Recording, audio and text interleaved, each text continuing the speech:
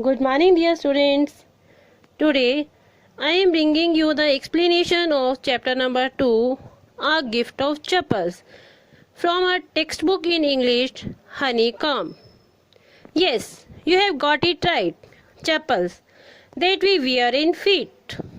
Before going through the chapter, it would be better if you are very clear about the characters.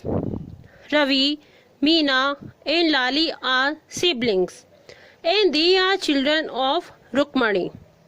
Mridu, a girl, comes to Rukmani aunt's house along with her grandmother to meet her cousins. All the four cousins are very happy to meet each other. Here grandmother is Tapi, grandfather is Tata, and mother is Pati.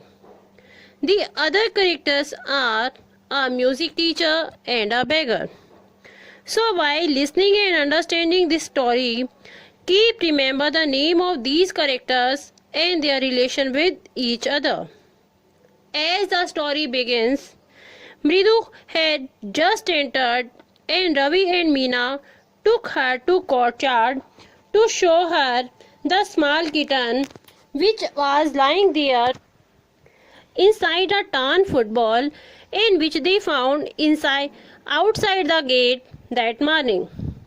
Meena told Mridu that their mother didn't know the secret, and Ravi explained Mridu how hard it was for him to arrange milk for the kitten. Then Ravi gave it name Mahendran and started discussing about its imaginary ancestors by using his knowledge of history. Meanwhile, they heard the creaking sound coming from the window. Actually, Lali was learning to play violin sitting in front of the music teacher. Then we have a pictorial description of music teacher, a bony figure, bald-headed, and old-fashioned person who was beating the floor with his big toe and was playing such a lovely music as if the wheels of train were fitting smoothly into the rails.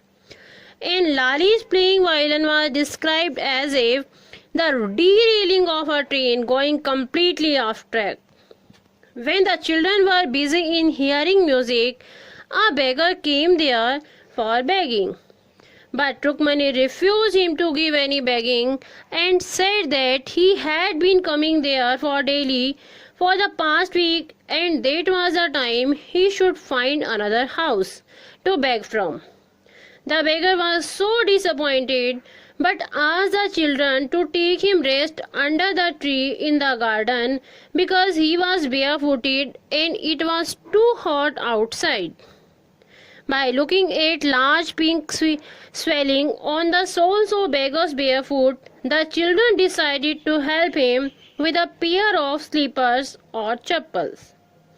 So they went inside and found a pair of old and dirty chappals having the marks of fingers on it. However, the slippers were not in very good condition, but they would at least serve the purpose of the beggar. So, they gave the beggar a gift of chappals. That is the name of chapter also. On getting a gift of chappals, the beggar left the place hurriedly, as he didn't want any of the older member of the house to come out and snatch the pair of slippers from him. But children were very happy to give the gift of chappals. As they entered inside the home, they found the situation changed. Everyone in the house was searching for music teacher's chappal.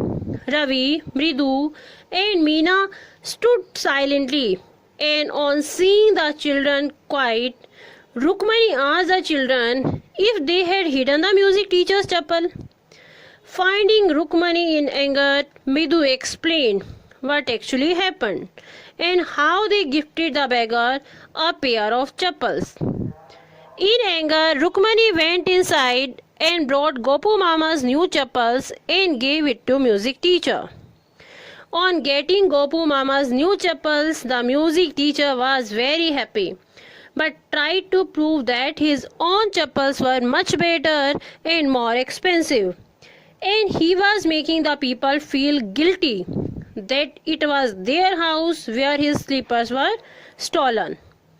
When the music teacher went away, Rukmani, walking towards the kitchen, began to laugh.